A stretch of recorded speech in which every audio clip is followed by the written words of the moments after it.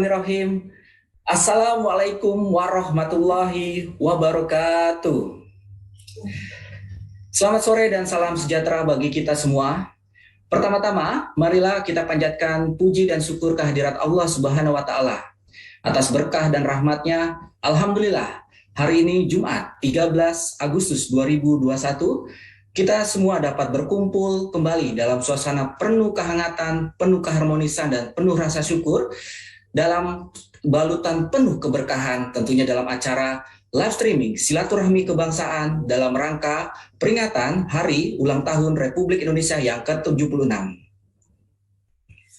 Terima kasih dan kita ucapkan selamat datang kepada yang terhormat jajaran direksi PT Patra Jasa, Bapak Putut Ariwibowo, Ibu Evalina Sitepu, Ibu Lita Arieska, dan Bapak Iswina Dwi Yunanto. Serta kita ucapkan terima kasih dan selamat datang kepada Bapak-Bapak dan juga Ibu-Ibu dari SVP dan VP Manajemen PT Patra Jasa, serta jajaran direksi anak perusahaan, Bapak, Ibu, GM, dan Manajemen dari unit Patra Jasa, dan tentunya seluruh perwira Patra Jasa yang tersebar dari Sabang sampai Merauke. Dan sudah hadir di tengah-tengah kita ucapkan juga selamat datang dan terima kasih kepada yang terhormat narasumber kita, Bapak Gus Miftah. Bapak, Ibu, dan hadirin sekalian, acara live streaming kali ini disiarkan melalui dua channel. Yang pertama ada dua arah melalui Zoom meeting, dan juga khusus buat perwira Patra Jasa dapat menyaksikannya di live streaming YouTube channel Patra Jasa. Baik, izinkanlah saya, Uut Nugroho dari Divisi Corporate Secretary akan memandu acara ini dari awal hingga akhir. Dan saya akan membacakan susunan acaranya pada kesempatan kali ini. Yang pertama, kita akan sama-sama menyaksikan dan mendengarkan lagu Kebangsaan Indonesia Raya. Dilanjutkan dengan sambutan Direktur Utama PT Patra Jasa. Dan tentunya sharing session Silaturahmi Kebangsaan bersama Gus Miftah. Lalu akan dilanjutkan dengan segmen interaktif tanya jawab, lalu akan juga ada game online interaktif untuk perwira Patra Jasa dimanapun berada. Dan untuk perwira Patra Jasa yang menyaksikan di live streaming YouTube, kami ajak untuk meramaikan kolom komentar di YouTube channel Patra Jasa dengan ucapan untuk Negara Kesatuan Republik Indonesia yang tepat tanggal 17 Agustus besok akan memasuki usia ke-76. Baik, Bapak, Ibu, dan hadirin sekalian, memasuki acara yang pertama, marilah bersama-sama kita menyanyikan dan mendengarkan lagu Kebangsaan Indonesia Raya kepada Bapak, Ibu, dan seluruh perwira Patra Jasa dimanapun berada, kami undang untuk berdiri.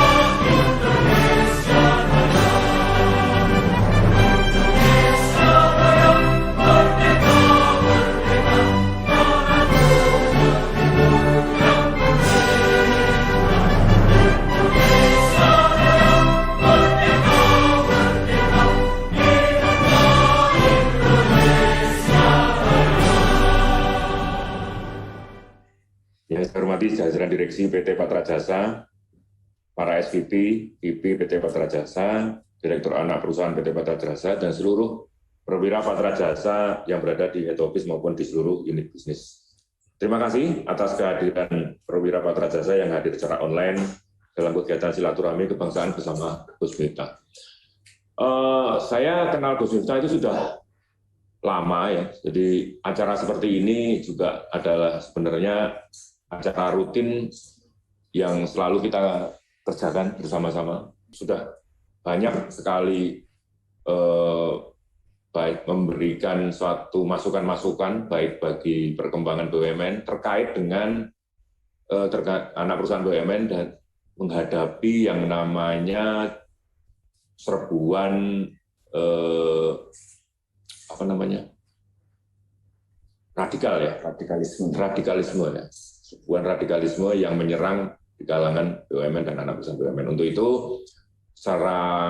pada kesempatan yang berbahagia ini kita berkumpul bersama-sama. Selain daripada kita mengucapkan rasa syukur bersama pada Allah Subhanahu wa Ta'ala bahwa kita masih diberi kesempatan untuk berkumpul baik secara virtual seperti ini dan semuanya dalam keadaan sehat walafiat. Amin. Tema kebangsaan Republik Indonesia yang ke-76 adalah Indonesia Tangguh, Indonesia Tumbuh.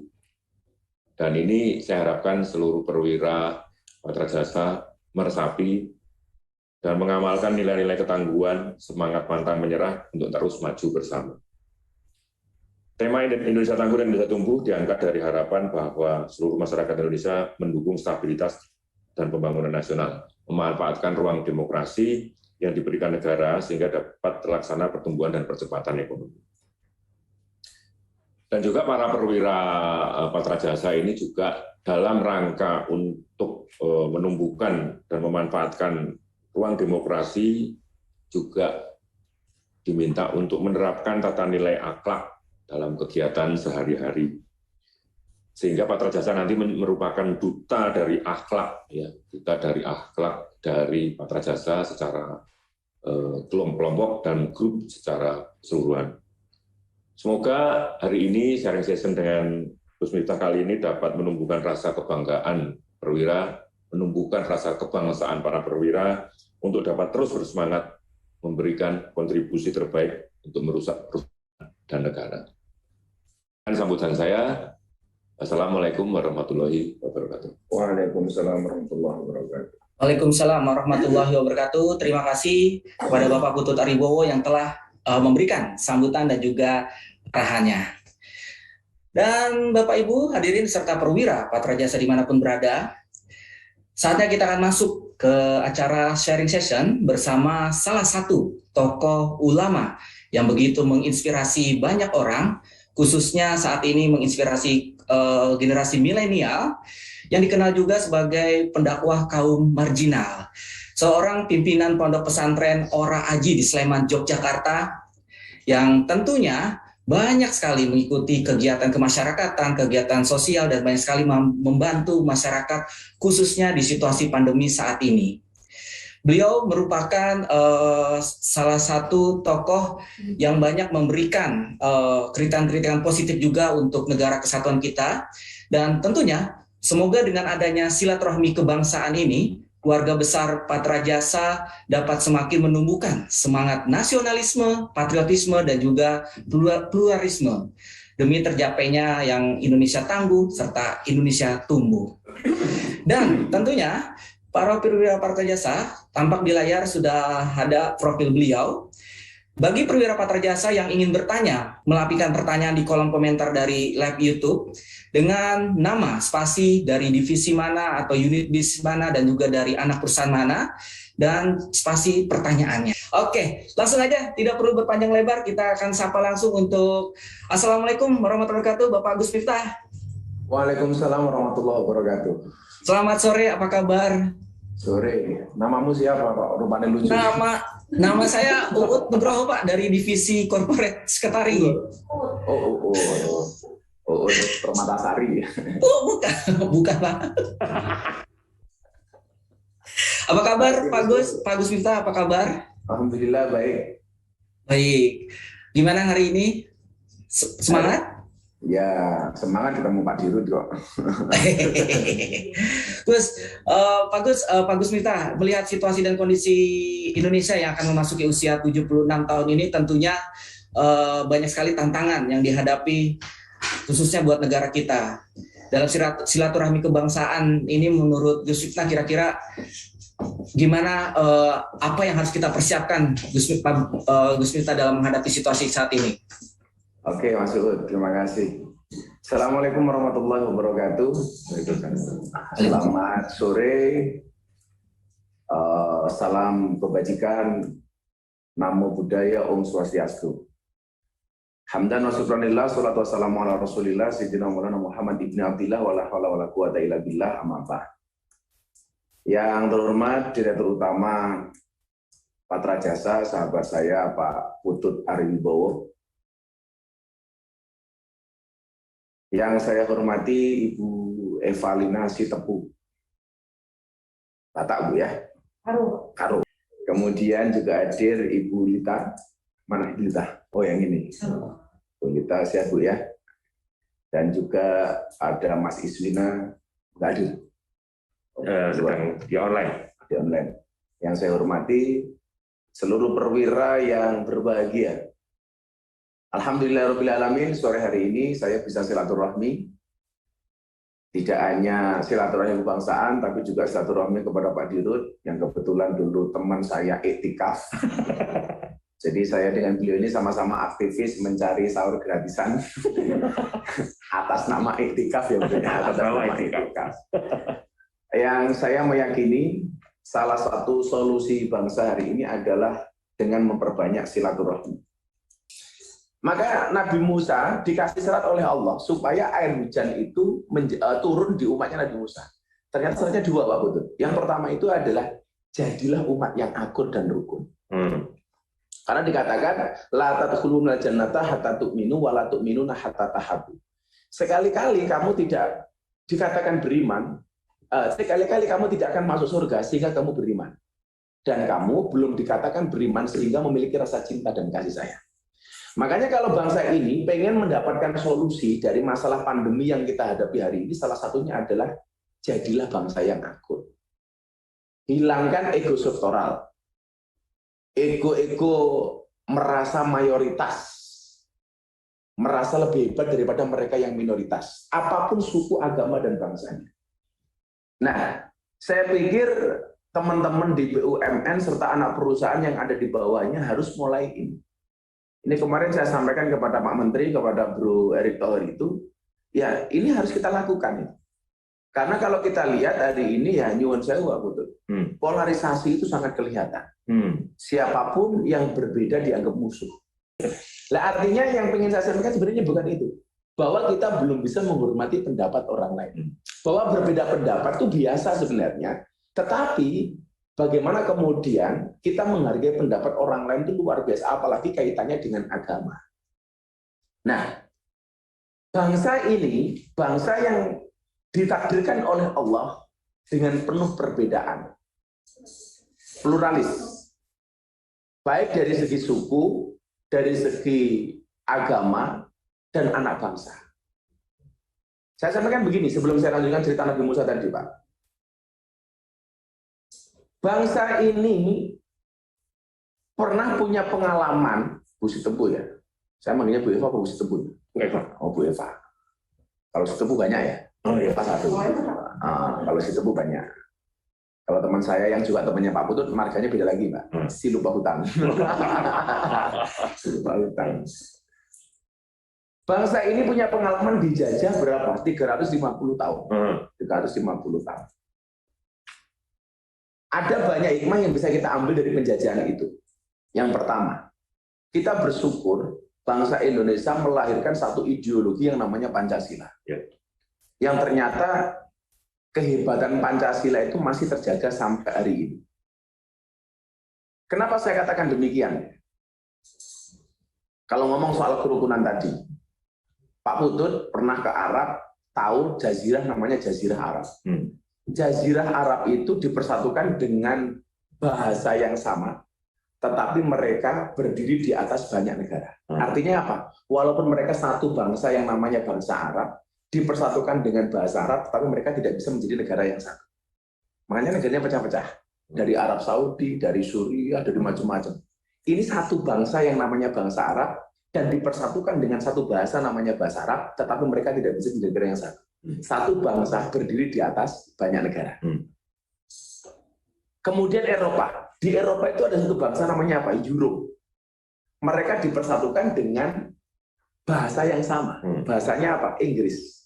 Tetapi ternyata, walaupun hanya satu bangsa, mereka tidak bisa berdiri di atas satu negara yang sama. Satu bangsa berdiri di atas banyak negara. Negara-negara di Eropa. Padahal mereka sebenarnya sudah dipersatukan dengan bahasa yang sama, dan bahkan mata uang yang sama, euro. Tapi apa? Mereka nggak bisa bersatu. Satu bangsa berdiri di atas banyak negara. Nah, Indonesia sebaliknya, Pak Dirut. Sebenarnya di mana? Kalau Arab dan Eropa itu satu bangsa berdiri di atas banyak negara. Di Indonesia sebaliknya. Banyak bangsa berdiri di atas satu negara namanya Indonesia. Padahal kita tidak dipersatukan dengan bahasa yang sama. Cobalah, saya dengan Bu Eva Sitepu kan beda. Kita orang Jawa, beliau orang Batak dengan bahasa Bataknya, dengan bahasa Karonya. Saya dengan teman-teman saya di Madura berbeda, dengan teman-teman di Kalimantan yang dengan bahasa Dayak berbeda. Kalau Ibu dari mana, Bu? Jawa Sunda. Oh, Jawa Sunda, Jasu, Jawa Sunda. Kalau Bu Eva bakso, Batak Solo. Jadi Batak yang halus namanya Batak Solo. Nah, dosen saya dulu banyak dari Medan. Lah, kita banyak bangsa. Yang kemudian kalau kita lihat ayatnya dalam Al-Hujurat itu, kami ciptakan kalian bersuku-suku dan berbangsa-bangsa. Ayat Al-Quran dalam surat Al-Hujurat itu paling tepat digunakan dan diaplikasikan di Indonesia. Sekarang nggak usah ngomong se-Indonesia ya, Bu. Sama-sama Jawa saja. Bu siapa tadi? Lita. Bu Lita lihat, dari Jawa Timur sampai Jakarta saja. Di ujung Jawa Timur ada namanya Banyuwangi. Banyuwangi itu ada satu suku namanya Osing, bahasanya Osing. Bahasanya Sun. Ini di Banyuwangi. Nyebrang dikit kita ketemu Madura. Dengan bangsa Madura dengan bahasanya. Yang kiai saya banyak dari Madura. Dan orang Madura itu lucu-lucu, terutama bakul sate Madura. Gimana nggak lucu? Yang gerah orangnya yang dikipasi satenya. Panas. Ya, masuk ke barat lagi, ketemu Surabaya yang bahasanya agak kasar. Yang salah satu bahasa yang sering kita dengar bahasa Dancuk. Walaupun saya tidak mengatakan itu kasar. Kenapa? Karena saya tahu sejarah Dancuk. Dancuk itu kan bukan pisuan, itu nama tokoh di Belanda namanya Dankok. Karena saya pernah kajian di Belanda, namanya Dankok. Lah, karena nama tokoh publik diabadikan menjadi nama tank. Tank yang dikasih nama Dankok itu adalah tank yang nggak kecil yang bisa masuk ke perkampungan. Lah, begitu tank ini masuk, orang Surabaya tidak bilang Dancuk. Kenapa? Karena orang Surabaya susah kalau ngomong Dankok. Nah, itu terjadi sampai hari ini. Maka kenapa Pak Butut kalau sering saya ngaji kok bilang Dancuk? Karena bagi saya itu bukan umpatan. Itu nama pahlawan, nama tokoh di Belanda itu. Ke barat lagi, sama-sama Jawa ketemu Solo, Jogja. Yang orang-orangnya halus kayak saya, kayak Pak Butut. Wah. Penipuan. Iya kan? Bahasane kulo panjenengan dan ke barat lagi sama Jawanya. Ini udah ada bangsa baru lagi. Al-Ngapakiyah. Banyumasan. Al-Ngapak. Yang bahasanya berkutuk. Ya. Ke barat lagi ketemu bangsanya Bulita, bangsa Sunda. Udah budaya lagi. Orangnya halus-halus, cantik-cantik dengan bahasanya yang lucu-lucu lah. Saya berteman baik dengan Kang Ridwan Kamil. Yang lucu itu ada orang Ngapak masuk ke kampungnya orang Sunda. Begitu masuk kampungnya orang Sunda, orang Ngapak nginjak kotoran. Kan orang Ngapak tanya, tai ini siapa Ki? Ini tainya siapa? Dijawab sama orang Sunda, iya mah taina urang.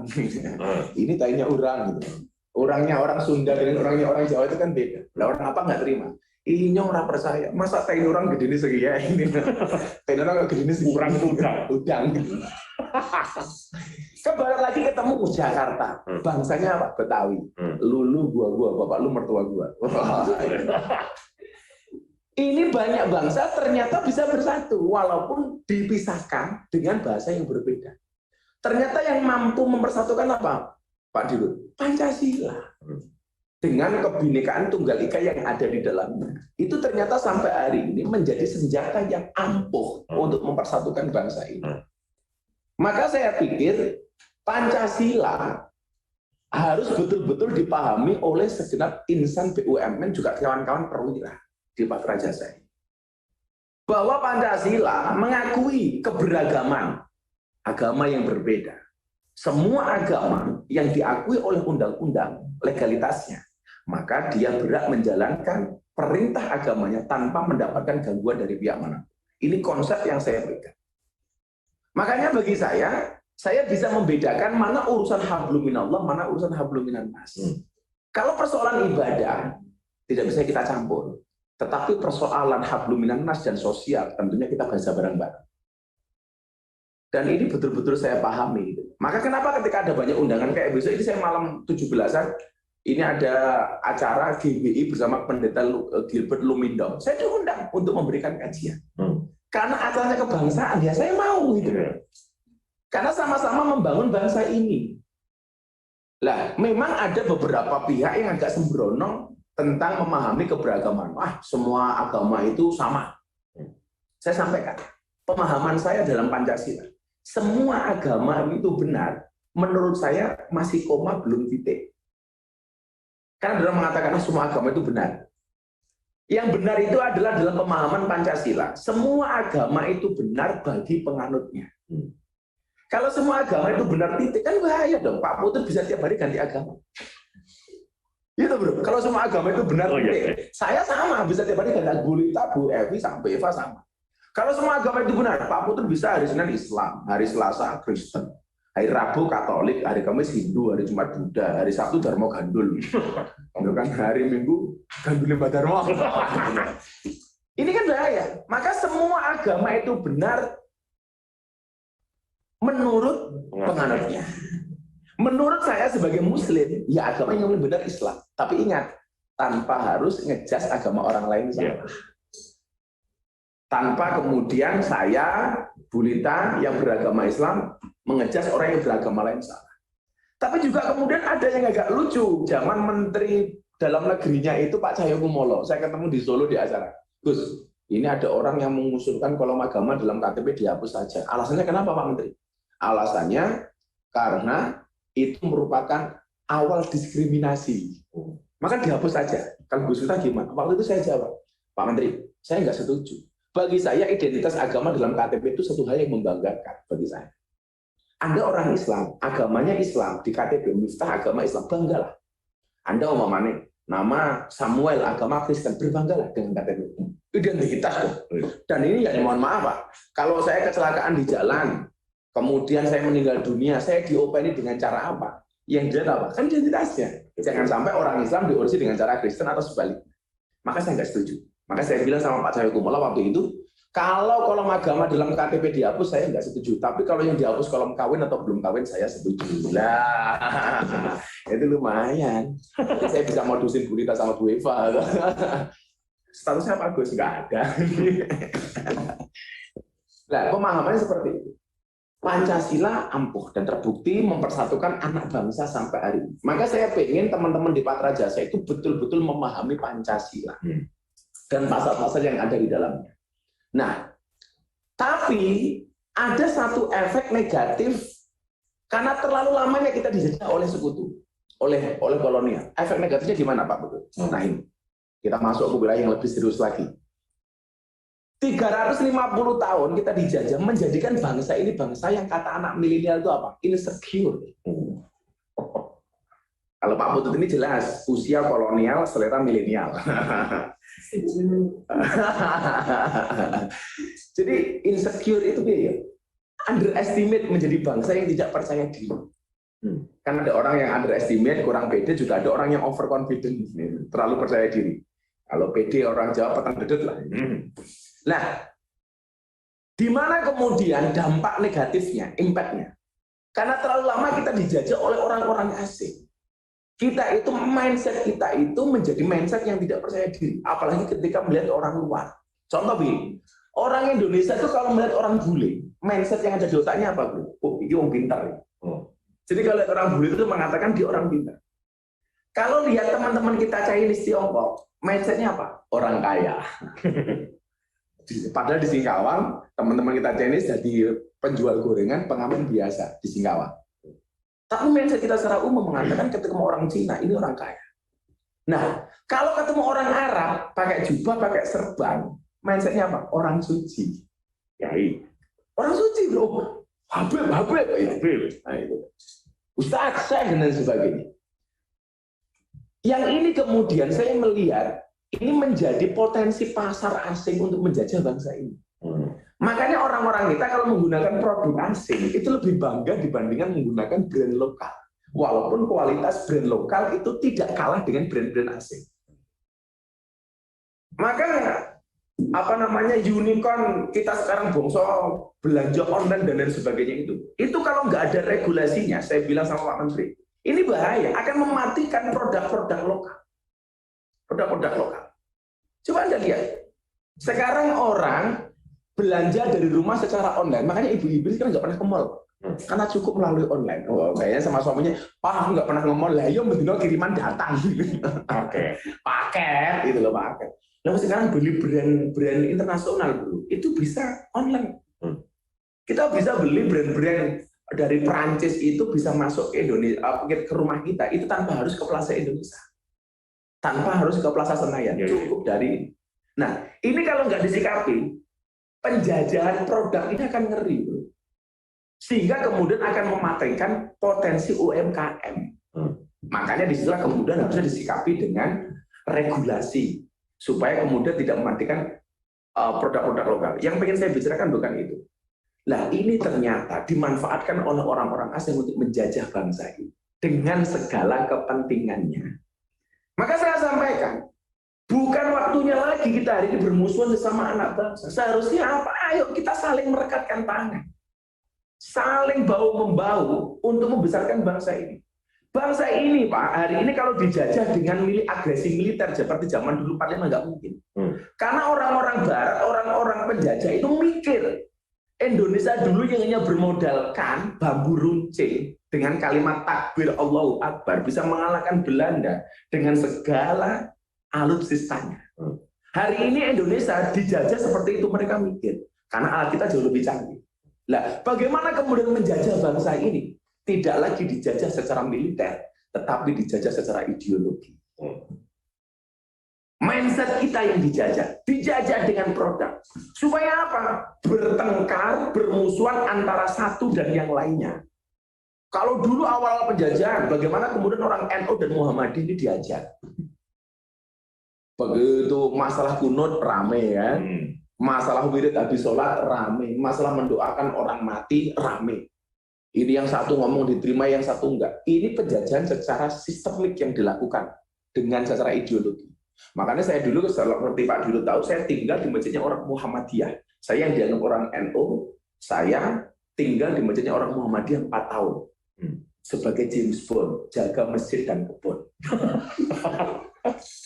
Ya ternyata fine-fine saja. James Bond itu. Yang jadi masalah cuma satu, gara-gara saya tinggal di masjid orang Muhammadiyah, waktu itu saya kurus banget, berat badan saya hanya 40 kilo. Kenapa saya ikut Muhammadiyah kurus? Karena Muhammadiyah belas nggak pernah ada selamatan. Oh, orang makan-makan, nggak ada selamatan, nggak ada yasinan, mati.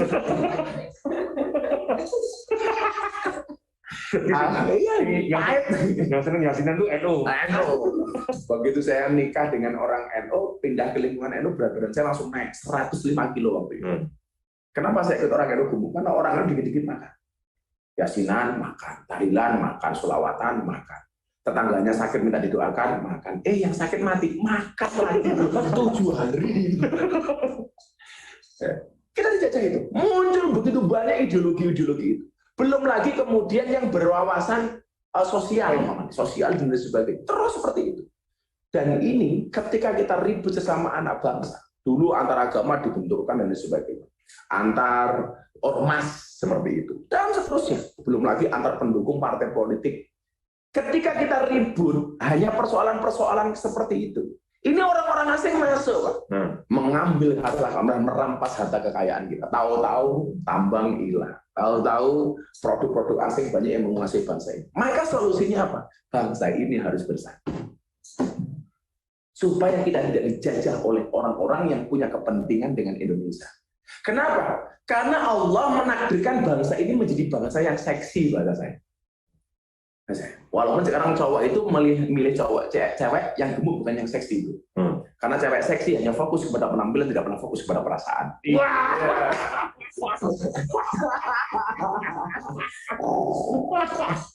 Makanya beruntunglah cewek-cewek yang agak gemukan dikit. Itu dipilih gitu. Nah, saya sih malah dipilih. Tapi kalau cowok yang dipilih yang kurus-kurus kayak kita. Oh, siap. Kenapa? Karena makan saja nggak tambah, apalagi pasangan.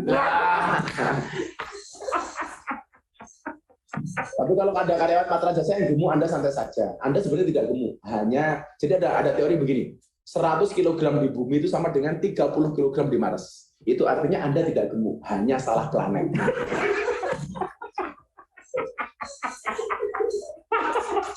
Tinggal di Mars, buahnya Pak masih kecil lah ini.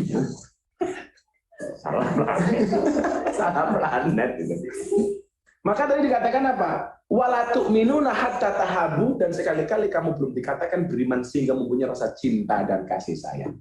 Maka seharusnya perbedaan yang ada di antara kita ini menumbuhkan sifat saling asih asuh dan menimbulkan sifat toleransi walaupun kita berbeda. Meyakini yang kita lakukan benar itu hukumnya wajib. Tetapi bukan berarti kita diperbolehkan untuk menyalahkan orang lain. Maka kita ingat, Allah menciptakan manusia itu untuk saling mengenal dan menasihati, bukan untuk saling menilai dan menghakimi. Kenapa kemudian bangsa ini hari ini seperti itu? Karena kita terlalu sering untuk menilai orang. Maka belajarlah menilai diri sendiri. Kenapa? Karena untuk menilai orang lain tidak butuh belajar. Wes pinter kan? Ya. Belajarlah menilai diri sendiri, jangan menilai orang lain. Kenapa harus belajar menilai diri sendiri? Karena udah pinter Pak untuk menilai orang lain. Maka dikatakan hasibu qabla an tuhasab. Maka yuk, saya ingin semangat 17 ini menjadikan spirit bagi kita mengenang sejarah para pahlawan yang dulu bisa membuat bangsa ini merdeka karena persatuan. Maka bangsa ini kalau hari ini pengen menang dari penjajahan pandemi ini, ya kita harus rukun. Sebagaimana rukunnya umatnya Nabi Musa. Sehingga Allah menerangkan rahmatnya kepada umatnya Nabi Musa. Jangan lagi menyalahkan antara satu dan yang lainnya. Ini saya pikir penting. Nah, kemudian yang kedua, kan tadi baru satu tuh. Yang kenapa Allah menurunkan rahmat. Kemudian yang kedua ini lucu. Musa, pengen nggak segera saya turunkan air hujan? Dia pengen dong. Kamu mencari wali Allah namanya Barakh. Kan Musa kaget, aku ini nabi, masa kan boleh wali. Kan remongson derajatnya nabi itu di atasnya wali. Kenapa saya harus nyari dia? Jawaban Allah itu apa? Innahu, carilah wali yang namanya Barakh. Kenapa kamu harus mencari dia? Innahu yudhibuni fil yaumi salasa marat.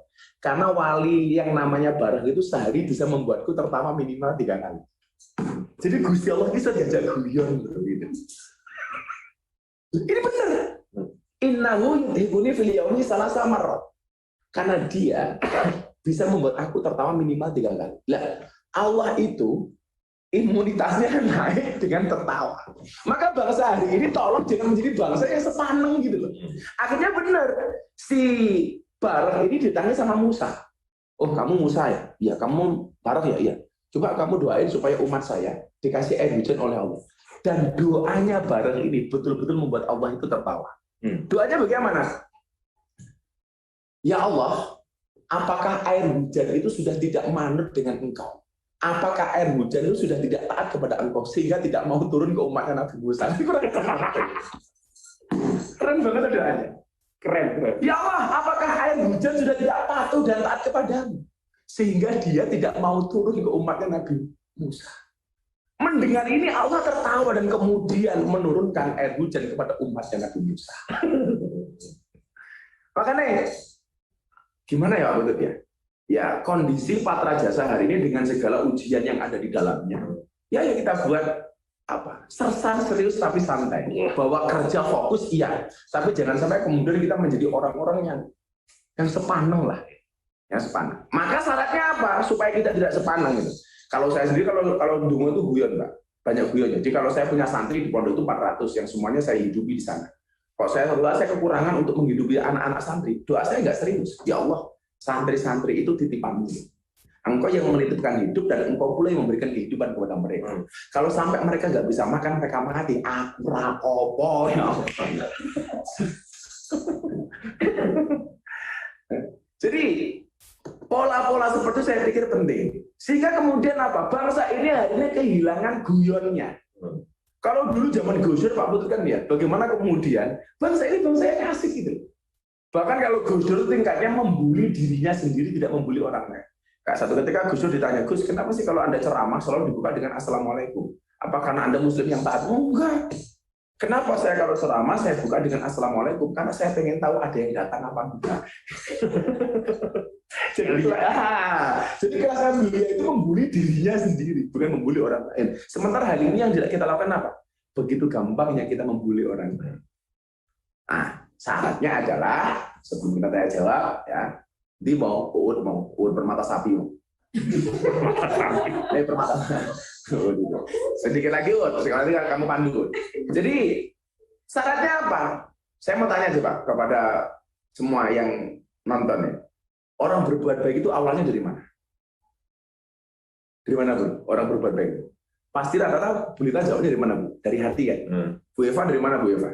Orang berbuat baik itu awalnya dari mana? Hati. Ternyata salah.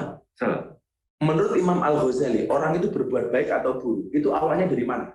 Dari mata yang melihat dan dari telinga yang mendengar. Mata yang melihat dan telinga yang mendengar kemudian dimasukkan ke dalam, direkam ke dalam otak, dimasukkan ke dalam hati, diaktualisasikan dalam bentuk perbuatan dan dikeluarkan dari lisan. Contoh, di luar ada orang ngamen. Yang pertama kali mendengar atau melihat hatinya apa matanya? Matanya yang delok, kupingnya kerungu. Ya kan? Matanya melihat, telinganya dengar, baru kemudian akan kita putuskan ngasih apa enggak. Tapi awalnya adalah dari mata yang menyaksikan dan dari telinga yang mendengar. Ternyata orang berbuat baik atau buruk itu awalnya bukan dari hati. Dari mata yang melihat atau dari telinga yang mendengar.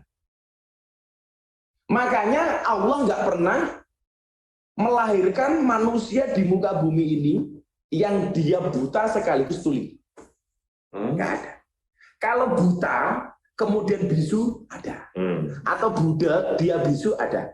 Tapi kalau dia mohon maaf budak dan dia buta nggak ada. Kenapa? Karena kalau orang itu buta dan budak sekaligus, bagaimana kemudian dia dapat hidayah? Bagaimana kita ngasih kebaikan kepada dia? Diajak ngomong nggak dengar, dia kasih contoh nggak lihat. Makanya nggak ada orang yang buta dan tuli sekaligus, nggak ada. Coba Anda lihat, nggak ada. Coba Anda sadari deh. Tapi kalau orang nggak bisa melihat tapi bisu, masih mungkin. Kenapa? Karena komunikasinya masih bisa menggunakan telinga. Kalau orang budak, dia bisu, masih bisa. Dia bisa dicontoh melalui mata. Contoh begini, saya punya teman, kok dia budak, dia buta. Tak ajak sholat ke masjid. Cara ngajaknya gimana? Diajak ngomong nggak dengar, dikasih contoh nggak lihat. Tapi kalau dia hanya budak, matanya bisa melihat, berangkat. Kalau dia nggak bisa lihat, matanya bisa mendengar, yuk bro sholat. Artinya apa? Kualitas otak dan pikiran kita hari ini tergantung kepada apa yang kita lihat dan apa yang kita dengar. Nah, saya melihat kita hari ini menjadi orang yang penuh kekhawatiran. Gara-gara apa?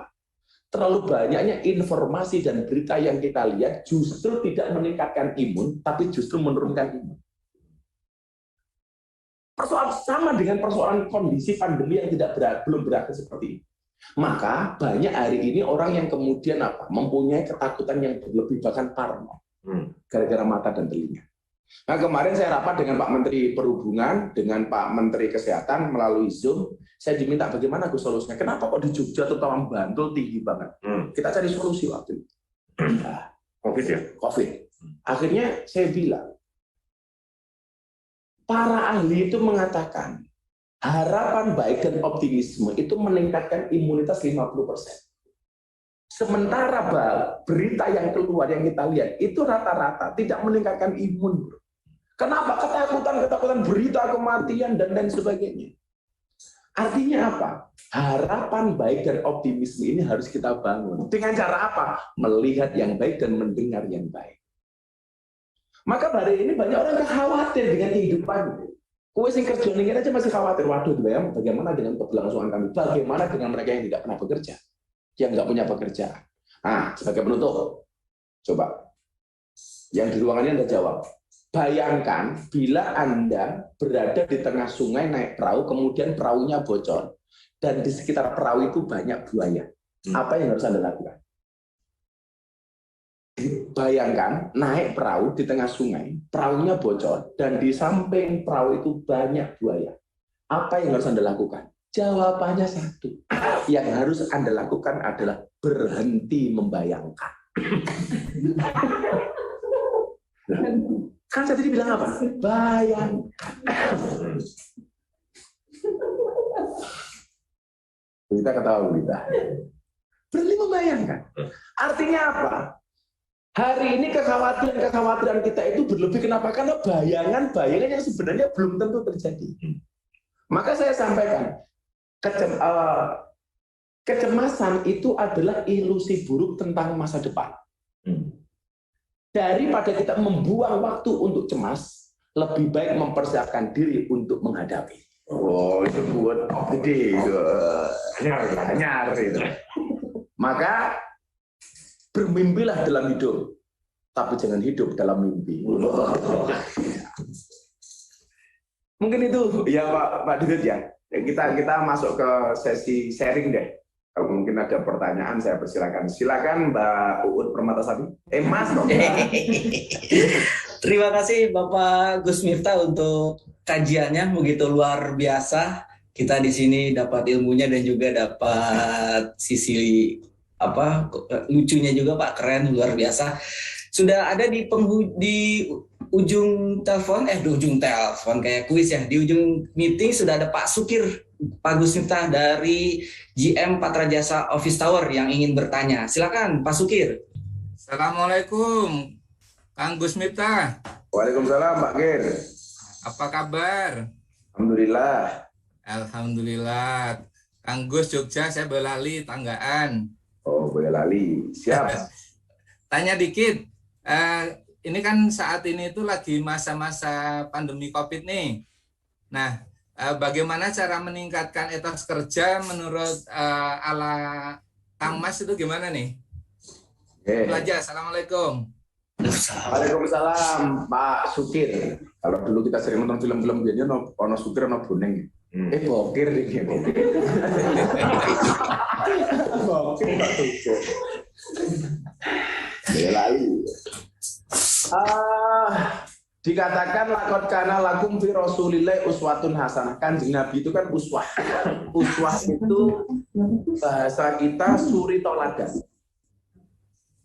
Kenapa? Karena satu-satunya role model terbaik dan bisa kita contoh dari semua sisi itu hanya Nabi Muhammad.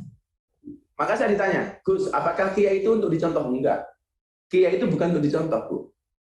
Kenapa? Karena kiai itu tugasnya bukan untuk dicontoh, tetapi ngajak orang supaya nyontoh Kanjeng Nabi. Jadi Pak Putut sama saya nggak perlu nyontoh saya. Karena tugas saya itu ngajak Pak Putut untuk nyontoh Kanjeng Nabi. Kenapa? Karena Kanjeng Nabi itu komplit. Anda mau belajar apa, semuanya ada. Kanjeng Nabi pernah jadi orang kaya, karena Kanjeng Nabi juga terbiasa miskin. Kanjeng Nabi bagaimana tidak kaya ketika dia menikah, mas kawinnya itu 20 ekor unta. Satu unta itu sama dengan 20 juta lah minimal. Berarti kan mas kawinnya berapa? 400 juta saat itu. Nabi Muhammad menikah 20 ekor unta sebagai mas kawin. Maka saya dulu ketika menikah dengan istri saya sama 20 ekor utuh. Nabi Muhammad pernah menjadi orang miskin biasa. Nabi Muhammad pernah menjadi orang biasa, tapi Nabi Muhammad juga pernah menjadi presiden, kan khalifah. Nabi Muhammad pernah menjadi petani, dan Nabi Muhammad juga pernah menjadi pedagang, pernah menjadi pengembala kambing. Jadi komplit. Nah, saya pikir begini ya, kalau kemudian kaitannya dengan bisnis yang ada di Patra Jasa, kita kan salah satu bisnis kan pelayanan ya Pak, pelayanan dan sebagainya. Ada 4 sifat yang dimiliki Rasulullah Muhammad SAW sebagai Nabi dan Rasul. Yang pertama adalah sidik. Sidik itu artinya jujur. Makanya saya pengen Patra Jasa ini kita bangun dengan modal utama bisnis kita adalah kejujuran. Yang harus dimiliki oleh semua perwira yang ada di dalamnya. Jujur ini modal utama. Kemudian yang kedua sifatnya Nabi Muhammad itu adalah amanah. Amanah itu apa? Terpercaya. Terpercaya. Ini pasar, publik harus mempunyai trust terhadap Patra Jasa. Amanah. Kemudian yang ketiga adalah tablik. Tablik itu komunikatif. Komunikatif. Makanya saya itu banyak tawaran-tawaran dari endorse itu untuk menjadi brand ambassador produk atau perusahaan itu, karena mereka melihat saya sebagai orang yang mempunyai komunikasi yang bagus. Oke. Ngeri sekali. Jadi tablik sifatnya Kanjeng Nabi itu komunikatif. Makanya banyak orang yang sebenarnya cerdas, pandai, tetapi ilmunya tidak bisa didelivery kepada orang lain. Kenapa? Karena tidak mempunyai bahasa komunikasi yang kurang komunikatif. Kira-kira begitu. Itu tablik. Kemudian yang keempat adalah fatona. Fatona itu artinya apa? Cerdas. Cerdas. Cerdas secara intelektual maupun cerdas secara spiritual. Nah, saya pikir Pak Sukirman, 4 sifatnya Kanjeng Nabi ini bisa kita aplikasikan dan bisa kita contoh, kemudian kita aplikasikan di Patra Jasa. Kalau saya nulis itu begini, sidik itu branding. Kejujuran kan? Branding. Jadi branding kita itu sidik. Jujur. Jadi sidik itu branding. Kemudian amanah itu marketing. Wow. Pinter banget lagi ibu. Anyari. Jadi sidik itu branding, amanah itu marketing, tablik itu promosi, komunikasi. Promosi. Ini berkaitan dengan akhlaknya BUMN loh ya. Akhlaknya BUMN. Kemudian yang keempat fatona. Fatona itu apa? Inovasi. Ngeri sekali, Pak. Sidik apa tadi? Branding. Kemudian amanah marketing. Tablik promosi. Fatona inovasi. Maka kalau ini kita lakukan, saya yakin Patra Jasa bisa skill up. Wow, survive. Ngeri sekali bahasanya. Saya yakin baru nemu hari ini beliau. Maka kalau kemudian kita pengen bahasanya Mas Ari apa? Grow up, tumbuh bersama gitu kan. Ya, barangkali keteladanan dari Kanjeng Nabi ini bisa Pak Putut realisasikan dan aplikasikan di teman-teman Patra Jasa. Itu mungkin Pak Sukirman ya. Jadi akhlaknya Rasulullah berkaitan dengan itu kita contoh sehingga bisa membawa kebaikan dan bahkan perkembangan yang lebih bagus bagi Patra Jasa ini. Itu ada Pak Sumardi Bali itu. Ya. Kursi saya di Bali itu Pak. Oh gitu ya. Jadi kamarnya dipakai Pak Jokowi. Wow, ngeri sekali gitu loh. Di Patra Jasa itu. Pak Gus Miftah sudah terhubung juga dengan Pak Suwardi dari GM The Patra Bali. Nah, ini beliau ini santrinya Mbak Maimun Zubair. Enggak Mas Wardi. Silakan Pak Suwardi. Pak Gus Miftah dan Pak Putut mohon izin ini saya bacakan aja pertanyaan dari Pak Suwardi, boleh? Boleh. Pak Suwardi dari The Patra Bali Resort and Villas. Kenapa Gus kalau ceramah selalu dilokalisasi, diskotik nggak takut ketularan Gus? Nah, jadi pertanyaannya itu kebutuhan orang kepada Tuhan itu saya yakin dimiliki oleh semua orang. Everyone needs God. Wah, itulah kira-kira. Tetapi cara mendapatkan Tuhan, dekat dengan Tuhan, itu ternyata antara satu dan orang lain itu berbeda-beda. Kalau kayak kita yang di Patra Jasa ini pengen dekat dengan Tuhan, saya gampang banget lah kayak Pak Putut bikin kajian rutin aja bisa, dan pasti orang menerima. Tapi bagaimana kemudian dengan orang-orang marginal yang berada di sana, yang mereka sebenarnya butuh Tuhan, tetapi mereka nggak ada fasilitas. Dan ketika kemudian orang-orang seperti itu gabung di majelis-majelis yang ada, itu tuh yang ada adalah penghakiman. Walah, WTS-nya nggak ya, kira-kira begitu. Allah germo kok ikut ngaji, apalagi orang yang bertato badannya dan sebagainya. Santri saya itu ada puluhan yang bertato, dan saya open. Bahkan di Jawa Timur itu saya pernah ketemu, saya itu di Jawa Timur mendapatkan julukan presiden para pendosa. Itu ada orang badannya gede, saya buka kaosnya ternyata tato Pak, tato beduk. Kita boleh tato beduk. Pukulnya di mana? Di bawahnya. Boleh nggak? Di bawahnya. Nggak paham mereka. Nggak tahu ngerti beduk soalnya. Lah, maka kemudian saya berinisiatif jemput bola. Kalau saya hadir di Patra Jasa atas undangan Pak Dirut, saya hadir kepada lokalisasi atas inisiatif dan panggilan hati saya. Kenapa? Karena saya meyakini mereka juga butuh rindu, butuh dengan Allah dan rindu dengan Allah. Maka yang saya lakukan di sana itu seperti copet. Cuman bedanya saya dengan copet terminal 1. Copet terminal itu kurang cerdas, yang dicopet dompetnya, ketahuan dipukuli orangnya. Kalau saya di lokalisasi yang saya copet hatinya, kalau hatinya sudah dicopet, jangankan dompet, yang lainnya pun pasti akan diberikannya. Gitu bro. Jadi mereka saya buat seneng. Maka kenapa kemudian pengajian saya harus happy. Saya meyakini orang yang datang ke tempat hiburan malam, ke lokalisasi, ke klub malam, ke karaoke, Bu Eva itu orang susah apa orang senang, Bu? Bu Lita, orang senang. The big wrong. Yang datang ke sana itu orang susah. Karena susah mencari senang. Makanya namanya dunia hiburan. Karena susah mencari senang. Kalau senang, nggak mungkin ke sana. Orang yang datang ke lokalisasi, ya karena nggak senang di rumah, akhirnya mencari kesenangan di lokalisasi.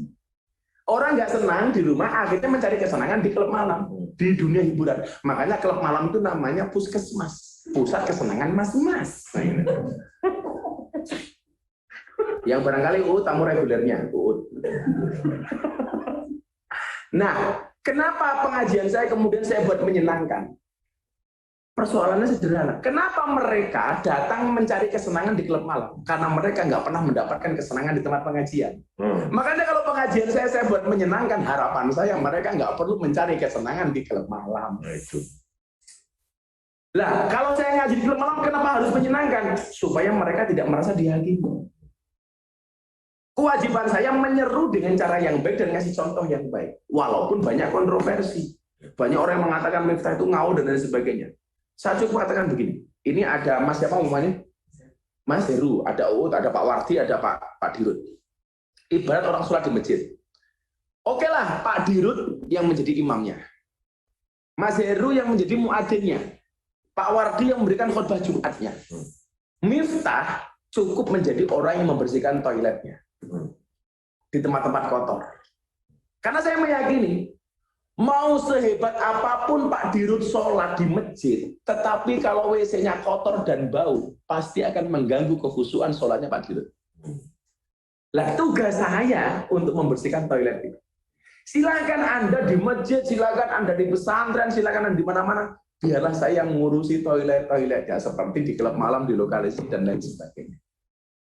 Jadi ya, saya berharap kalau kemudian toilet itu bersih, tidak mengganggu kekhusyuan mereka yang sholat di dalam masjid.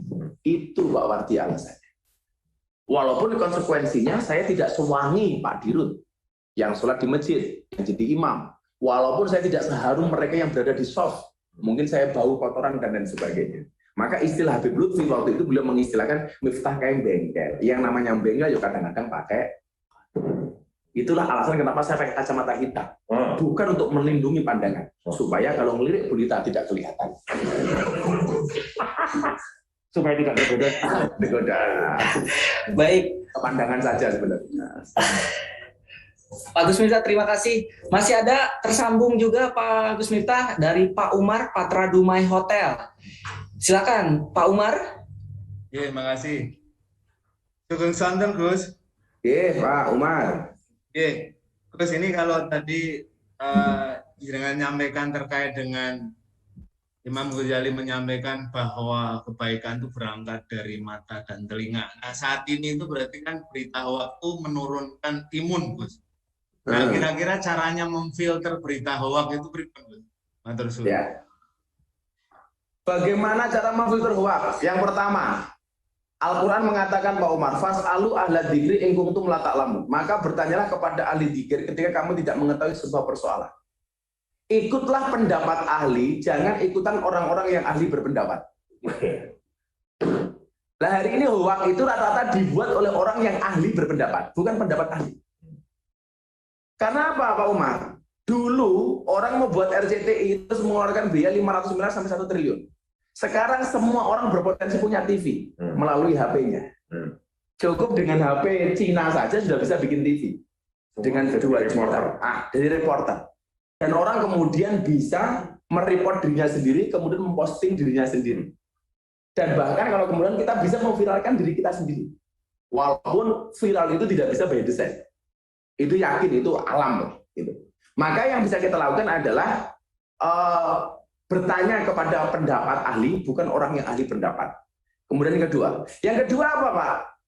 Jangan kemudian kita menjadi agen hoax itu sendiri. Dengan cara apa? Dengan ikut-ikutan menyebarluaskan berita hoax itu kepada orang lain. Maka kalau Anda punya medsos, Pak Umar, saya sampaikan, postinglah yang penting, jangan yang penting posting. Postinglah yang penting, jangan yang penting posting. Kita tuh kan kadang-kadang, wah aku posting apa tuh itu. Kadang-kadang posting yang sebenarnya kita tidak tahu kebenarannya itu apa. Maka bagi orang yang suka nyebar hoax, Pak Umar tahu siapa pemproduksi hoax pertama kali. Yang membuat hoax pertama kali itu iblis. Jadi Nabi Adam dan istrinya Nabi Adam namanya siapa, Bu? Salah, Bu Adam. Pak Bogi dia butut kan gitu. Mereka kan di surga, peraturannya apa? Boleh melakukan apapun. Larangannya cuma satu, fala taqraba hadhihi syajarah. Jangan kamu dekati pohon itu.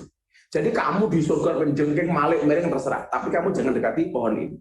Lah, iblis buat hoax. Hoaxnya apa? Ada yang diprovokasi Hawa. Wah, kamu tahu nggak kenapa nggak boleh mendekati pohon itu? Karena dari sekian makanan surga, yang paling enak adalah buah dari pohon itu. Hawa terprovokasi. Akhirnya apa? Membujuk rayu Adam. Nah, kalau laki-laki dibujuk sama cewek, sejak zaman Adam nih surga. Jadi cewek itu menggoda itu sejak zaman Hawa di surga. Yang aneh itu kalau cowok menggoda, berarti kamu kelainan gitu. Karena pada dasarnya cowok itu digoda bukan menggoda. Adam, Hawa akhirnya menggoda. Diprovokasi, disebarkan hoax sama iblis. Enak, wah itu enak banget. Dan ternyata kemudian atas bujukan Hawa, Adam juga akhirnya terprovokasi. Ini nggak main-main loh. Hoax yang jadi korban hoaxnya itu Nabi. Gitu. Nabi Adam kemakan hoax sekali saja dikeluarkan dari surga. Bagaimana kemudian kita yang tiap hari memproduksi hoax dan menyebarkannya? Pasti haram masuk surga, Pak. Oh, Nabi Adam saja sekali jadi korban hoax dikeluarkan dari surga, Pak. Kan dikeluarkan dari surga. Gara-gara makanan di buah holding. Makanya Pak Putut jangan kaget. Kalau Anda ngajak pasangan, istri, atau ibu-ibu itu, kalau diajak makan, Dek makan di mana? Jawabannya pasti terserah. Terserah. Bu Eva makan di mana? Terserah. Bu Lita makan di mana? Terserah. Kenapa cewek itu kalau diajak makan jawabannya terserah? Karena cewek pernah punya pengalaman salah milih makanan. Ya sehingga iya mau nih surga apa kok kenapa harus milih buah kuldia nggak boleh? Karena salah milih makanan dikeluarkan Anda dari surga. Makanya cewek sekarang kalau diajak makan jawabannya terserah. Karena takut salah milih makanan. Ya. Terima kasih. Jadi kalau mau selamat soal berita hoax tanya kepada ahlinya dan jangan ikut-ikutan menyebarkan berita hoax. Ya, Gus. Terima kasih. Selanjutnya Pak Gus Miftah ada dari Pak Aswin dari kantor pusat. Selamat sore Pak Aswin. Sore Gus. Silakan. Mau nanya Ke Pak Putut ya silakan. Dulu kan bangsa kita ini suka atau seringkali bilang kita ini mengaku bangsa kita religius. Nah sekarang ini kalau menurut Gus Miftah ini bangsa kita ini masih bangsa religius apa enggak ya Gus ya? Ya. Kalau saya soalnya masih ada dua view kalau saya Gus. Kalau lihat korupsi kita nggak bangsa religius, tapi kalau lihat di jalan-jalan itu Gus, orang-orang naik motor itu ya, bangsa kita itu kan kayak ojek itu naik motor, dia mepet ke truk, ke bis gitu kan. Itu kan dia ingin dekat dengan Tuhan ya Gus ya. Berarti kan dia bangsa religius toh. Kan gitu Gus. Itu saya ya Pak Asli, kalau saya di lokalisasi juga religius. Karena lewat cewek, ya Allah, ya Allah.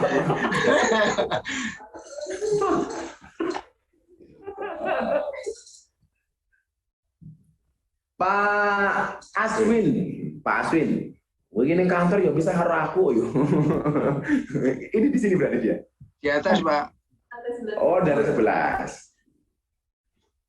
Pak Aswin, orang yang cerdas itu ialah orang-orang yang meninggalkan dunia sebelum dia meninggal dunia. Sudah meninggalkan dunia sebelum dia meninggal dunia.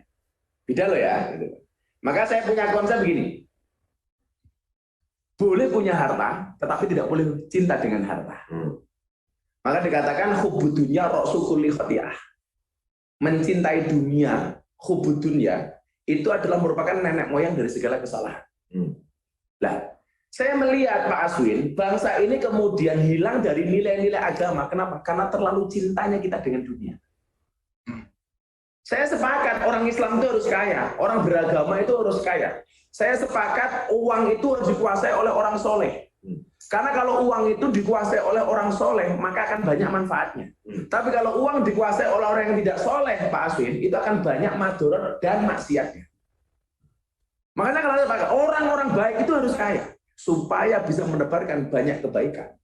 Nah, yang menjadikan kita underestimate bangsa kita ini masih religius atau enggak itu Pak Aswin.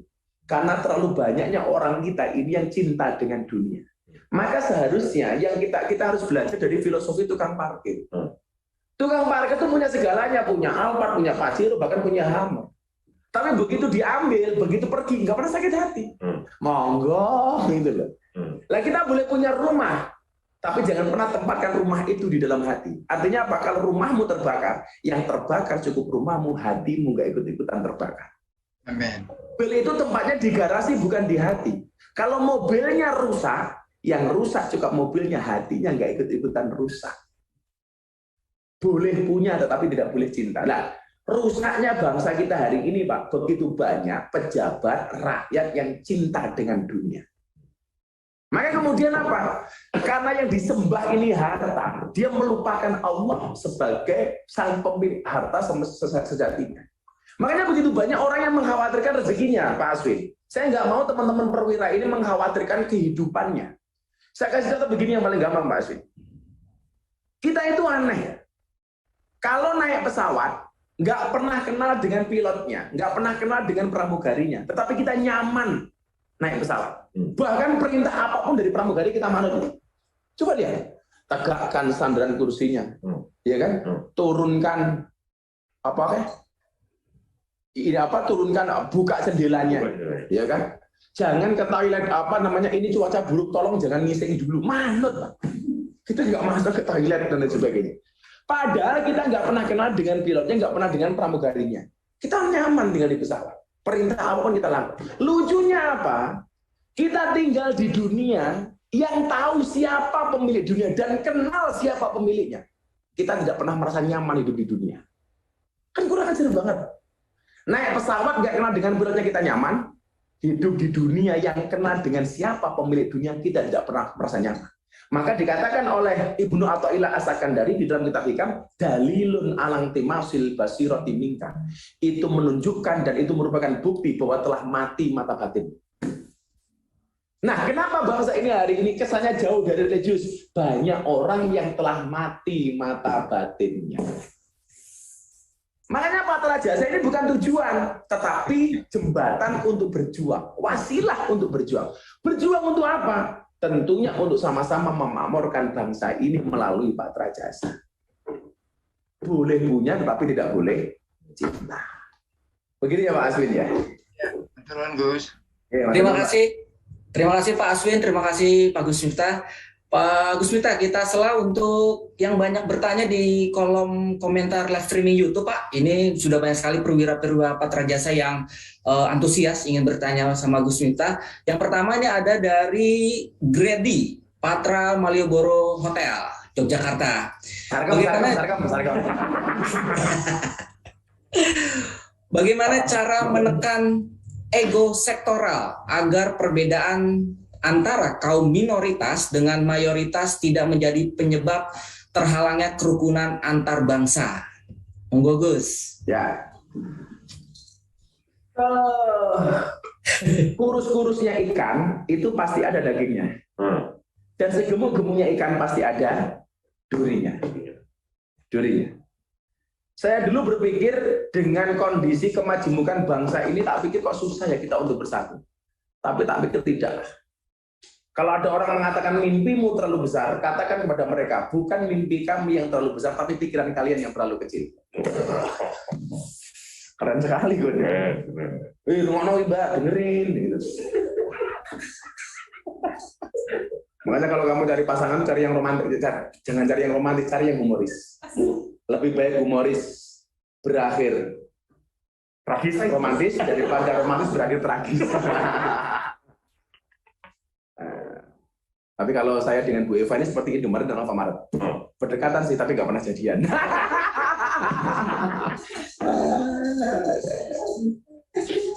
Jadi kita harus melihat kenapa Mas Malioboro tadi itu kita dikasih oleh Allah, namanya lo nggak ada, lupa saya. Oh, Grandi. Oh, grade D. Wah, aku udah grade A ya beda lah. Dia grade D apa? Aku kita A ya beda. Kita dikasih dua mata oleh Allah. Satu mata untuk melihat kebaikan orang lain dan satu mata untuk melihat kekurangan kita sendiri. Jangan dibalik. Satu mata untuk melihat kekurangan orang dan satu mata untuk melihat kelebihan kita sendiri. Nggak akan pernah akur kalau seperti itu. Maka konsep muhasabah itu adalah lihatlah kebaikan orang. Maka tadi di awal saya katakan, sekurus-kurusnya ikan pasti ada dagingnya, dan segemuk-gemuknya daging ikan pasti ada durinya. Nah, kita itu sering menjadi hakim dan jaksa bagi kesalahan orang lain, tetapi menjadi pengacara bagi kesalahan kita sendiri. Kalau ada orang salah kita hakimi, kita tuntut seolah-olah kita seperti jaksa. Tapi kalau kita salah, kita bela diri. Maka tadi saya sampaikan, Allah menciptakan manusia untuk saling mengenal dan menasihati, bukan untuk saling menilai dan menghakimi. Kalau itu kita lakukan, saya yakin kok ego-ego sektoral kita akan hilang. Tidak akan orang, apalagi kalau berbicara kerukunan ya. Semakin tinggi pendidikan seseorang, akan semakin tinggi tingkat toleransinya. Pelangi itu indah, kenapa? Karena berangkat dari warna yang berbeda. Sambal itu enak, kenapa? Karena berangkat dari bahan dasar yang berbeda. Coba Anda bayangkan, kalau masing-masing bahan baku sambal ini egois. Ini yang menjadikan enak itu saya cabenya, ini yang menjadikan enak itu saya terasinya, oh enggak saya bawang putihnya. Ya, coba Anda bayangkan, Anda makan sambal, yang dimakan cabenya dulu. Baru kemudian bawang putihnya, baru kemudian bawang merahnya, baru kemudian terakhir terasinya. Nyonyor cangkemmu. Maka kenapa sambal itu menjadi nikmat? Karena dia berangkat dari bahan yang berbeda, ditumbuk dalam satu tempat, bersatu di dalamnya, tanpa menghilangkan identitasnya masing-masing bahan. Cabai itu menjadi cabai, bawang itu menjadi bawang, terasi itu menjadi terasi. Tanpa harus mengatakan ini enak karena saya, ini enak karena saya. Enggak. Maka sambal itu menjadi nikmat. Dan itulah Indonesia. Kita berada dalam satu tempat yang sama cobek yang namanya Indonesia ini, walaupun yang ada di dalamnya adalah pluralisme yang ada, tetapi tidak meninggikan masing-masing ego yang ada. Maka indah. Coba kalau pelangi itu warnanya putih semua, rapi. Kan Pak Putut ini kelihatan ganteng, kenapa? Karena rambutnya juga seperti pelangi, ada yang putih, ada yang hitam, jadi cakep gitu. Maka saya dari dulu meyakini Pak Putut sudah meninggalkan dunia hitam. Buktinya rambutnya putih semua. Jadi gitu ya, menciptakan manusia untuk saling mengenal dan menasihati, bukan untuk saling menilai dan menghakimi. Baik, terima kasih. Kita lanjut masih dari kolom komentar, Gus Miftah. Ini masih dari last question ya, pertanyaan terakhir. Boleh, siap. Wajar dari masih dari Patra Malioboro, Gus Miftah, dari Arif. Assalamualaikum Gus. Melihat rekam jejak Gus Miftah ceramah, bagaimana caranya kita ngajak orang menjemput hidayah untuk jadi manusia yang lebih baik untuk dirinya, lingkungan, dan juga bangsanya? Kenapa? Diulang. Boleh Gus? Assalamualaikum Gus Miftah. Melihat rekam jejak Gus Miftah dalam ceramah, bagaimana caranya kita ngajak orang menjemput hidayah untuk jadi manusia yang lebih baik untuk dirinya, lingkungan, dan juga bangsanya. Fokuslah kepada proses, jangan berorientasi kepada hasil. Karena Tuhan itu memerintahkan kita untuk usaha, tidak mewajibkan kita untuk sukses.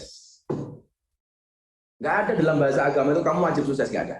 Tapi kamu wajib usaha. Iya kan, ikhtiar. Makanya kalau saya lihat orang sukses, katakanlah Pak Putut sukses, yang saya lihat bukan kesuksesannya, tetapi prosesnya. Itulah kenapa keringat itu asin. Kamu tahu kenapa keringat itu asin? Karena dalam perjuangan nggak ada yang manis.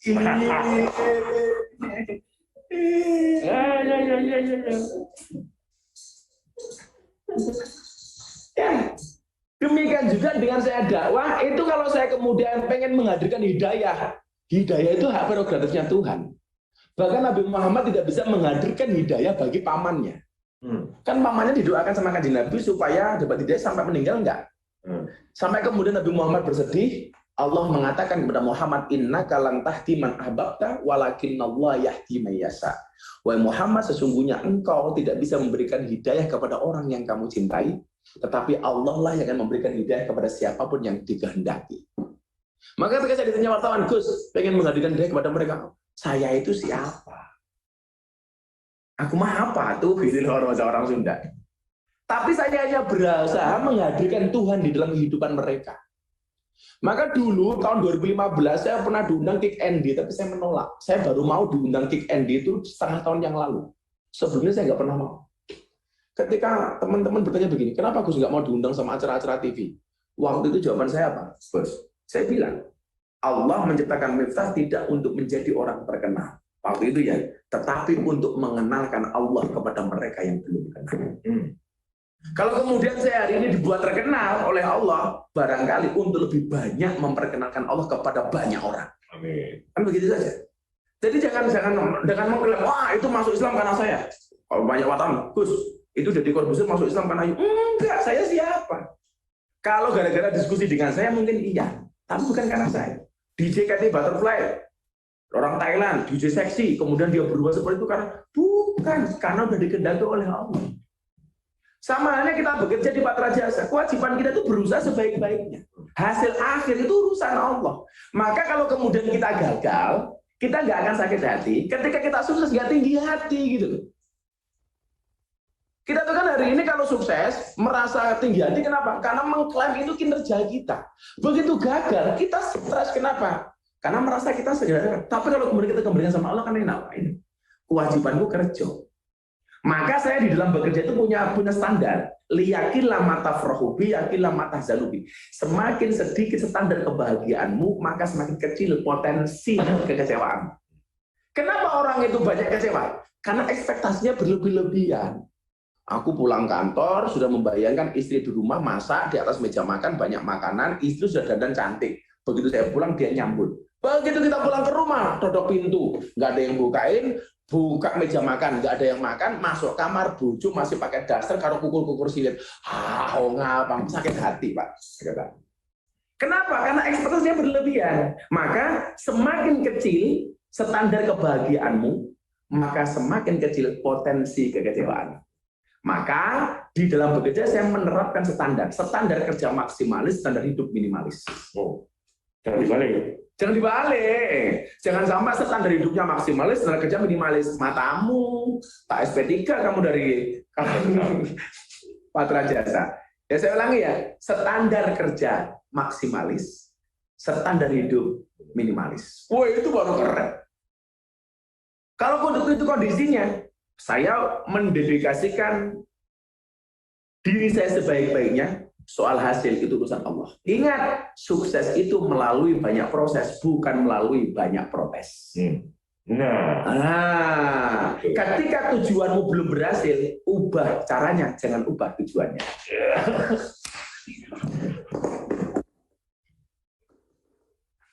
Gitu ya, Mas. Baik. Terima kasih Pak Gus Sistan. Saya akhiri kajian kita hari ini. Iya, Pak saya. Tak tutup dulu, Mas Ud. boleh, monggo Pak. Kamu tak doakan jadi penyanyi loh. Teman-teman perwira di Patra Jasa, Pak Dru dan semua yang saya hormati, akte lahir adalah kertas. Ijazah juga kertas. Akte nikah, kertas. Paspor, kertas. Surat kepemilikan rumah, juga kertas. Uang, juga kertas. Kehidupan kita layaknya hanya dikelilingi kertas-kertas. Seiring waktu berlalu, semuanya dirobek. Kemudian dibuang dan dibakar. Berapa banyak orang bersedih karena kertas-kertas yang dimilikinya. Dan berapa banyak orang begitu bahagia dengan kertas-kertas yang dimilikinya. Tetapi ada satu lembar kertas yang tidak mungkin dilihat oleh manusia itu sendiri, yaitu akte kematiannya. Maka manusia itu ada batasnya, yang tidak mungkin dia mampu menjangkau waktu. Ada dua hal yang tidak akan selamanya ada dalam diri seseorang. Yang pertama adalah masa mudanya, dan yang kedua adalah kekuatannya. Ada dua hal yang berguna untuk setiap orang. Yang pertama adalah hati yang mulia, yang kedua adalah hati yang mengampuni. Juga ada dua hal yang akan mengangkat derajat seseorang. Satu, sikap rendah hati, dan dua, berbagi kasih. Maka belajarlah punya prinsip hidup. Ada 3 fase hidup yang tampak dari kita. Yang pertama, masa puber. Kita punya waktu dan kekuatan, tetapi tidak punya uang. Yang kedua, masa bekerja. Kita punya uang dan kekuatan, tetapi tidak punya waktu. Dan yang ketiga adalah masa tua. Kita punya uang dan punya waktu, tetapi tidak punya kekuatan. Manfaatkan kesempatan hidup sebaik-baiknya selagi masih bisa bernapas. Kita selalu yakin bahwa kehidupan orang lain lebih baik dari kehidupan kita. Dan orang lain pun meyakini bahwa kehidupan kita jauh lebih baik daripada dirinya. Hal itu terjadi dikarenakan kita melupakan satu hal terpenting dalam hidup kita, yaitu bersikap mensyukuri apa yang sudah kita miliki. Oleh sebab itu, nikmati hidup sebelum hidup tidak bisa dinikmati. Dan selalu bersyukur atas segala nikmat dan karunia hidup. Tidak capek pun perlu istirahat. Tidak kaya pun perlu bersyukur. Sadarlah, hidup itu pendek. Pasti ada saat finishnya. Jangan tertipu dengan usia muda. Karena syarat mati tidak harus tua. Nikmati hidup dan berbahagialah sewaktu ada kesempatan. Dan tetap bersyukurlah walaupun dengan sandal jepit yang kamu miliki. Kenapa? Karena di luar sana masih banyak orang yang tidak punya kaki. Maka kalau hidupmu diselimuti oleh masalah, berbahagialah, berarti kamu masih manusia. Kenapa? Karena kalau diselimuti oleh wijen berarti onde.